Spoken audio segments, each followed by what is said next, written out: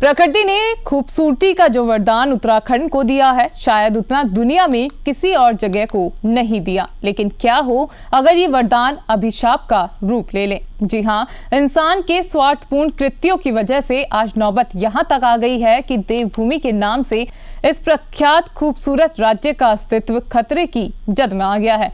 नमस्कार, आपके साथ मैं हूं निशा उप्रेती। आप देख रहे हैं JJN न्यूज की एक बेहद जरूरी और संवेदनशील रिपोर्ट। आजकल पूरी दुनिया में टर्की और सीरिया की चर्चाएं चल रही हैं। टर्की में 6 फरवरी को एक 7.8 मैग्नीट्यूड का भूकंप आया, जिसने दोनों देशों में तबाही का ऐसा भयानक तांडव किया कि न जाने कितने लोग बेघर हो गए, कितने लोग कई दिनों तक मलबे में दबे रहे और कितने लोगों ने अपनी जान ही गंवा दी। लेकिन टर्की के इस संकट में भारत ने बढ़ चढ़कर उसकी मदद की। हिंदुस्तान ने अपनी NDRF फोर्स और कई मेडिकल उपकरण भी भेजे, जिस वजह से भारत की पूरी दुनिया में वाहवाही हो रही है। हर तरफ यही चर्चाएं हुई कि भारत हर देश के संकट में सबसे पहले मदद करने वाला राष्ट्र होता है। लेकिन अब हम जो बताने वाले हैं और जो तथ्य सामने आए हैं, हो सकता है भारत को खुद मदद की जरूरत पड़ जाए। जी हाँ, आपने सही सुना, मदद की जरूरत। अब आप सोच रहे होंगे कि ऐसा क्यों? दरअसल राष्ट्रीय भूभौतिकीय अनुसंधान संस्थान में भूकंप विज्ञान के मुख्य वैज्ञानिक डॉक्टर N पूरनचंद राव का ऐसा कहना है कि टर्की जैसा भूकंप भारत के उत्तराखंड राज्य में भी जल्द ही आ सकता है। ये भूकंप कब आएगा ये तो कहना अभी आसान नहीं है, लेकिन ये साफ है कि ऐसा एक भूकंप उत्तराखंड में आना ही है, जिस वजह से स्टेट ऑफिशियल्स में हलचल बढ़ गई है। टाइम्स ऑफ इंडिया के एक इंटरव्यू में राव ने कहा कि उत्तराखंड राज्य एक्टिव टेक्टोनिक प्लेट्स के ऊपर है, जिस वजह से उत्तराखंड की धरती में काफी समय से तनाव बढ़ रहा है और ये तनाव एक भूकंप के रूप में ही निकलने वाला है। राव ने बताया कि उनकी टीम उत्तराखंड में रियल टाइम GPS ट्रैकिंग कर रही है, जिससे जमीन के अंदर कोई भी गतिविधि उनको पता चल जाएगी। उन्होंने बताया कि उनकी टीम ने हिमालयन रेंज में 80 भूकंपीय स्टेशनों की स्थापना की है, जो उनको ये डाटा प्रदान कर रहे हैं। एक्सपर्ट का कहना है कि ये भूकंप टर्की के भूकंप से बराबरी कर सकता है, या ऐसा भी हो सकता है कि इंटेंसिटी में ये भूकंप टर्की में आए भूकंप से भी आगे निकल जाए। कुछ एक्सपर्ट्स का तो ये भी कहना है कि भूकंप रिक्टर स्केल में 8 से ज्यादा तीव्रता का हो सकता है।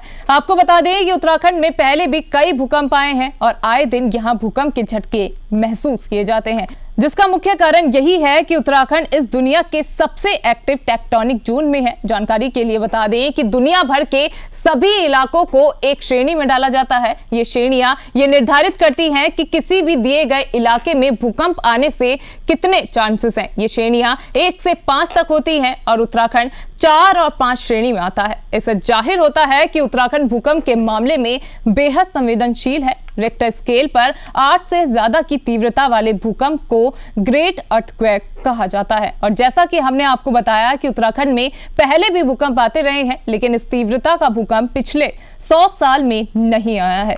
इससे कितना नुकसान होगा ये कहना मुश्किल है, क्योंकि नुकसान कई चीजों पर निर्भर होता है, जैसे कितनी जनता उस इलाके में रहती है, कैसी बिल्डिंग्स हैं और बिल्डिंग के निर्माण की क्वालिटी क्या है। मगर इतना तय है कि अगर ये भूकंप आया और इस तीव्रता का आया तो उत्तराखंड में विनाश का ऐसा तांडव होगा जिसमें शायद इस राज्य का अस्तित्व ही खत्म हो जाएगा।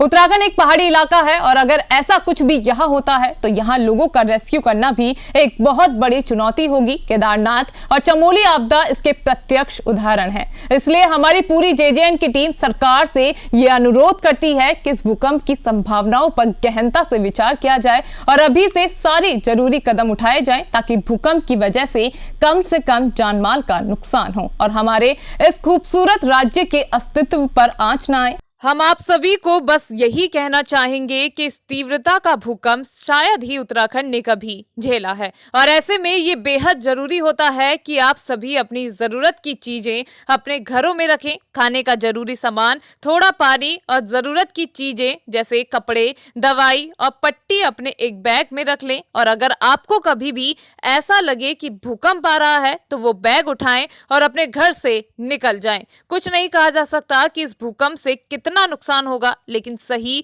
यही होगा कि हम सबसे बुरे हालातों के लिए तैयार रहे।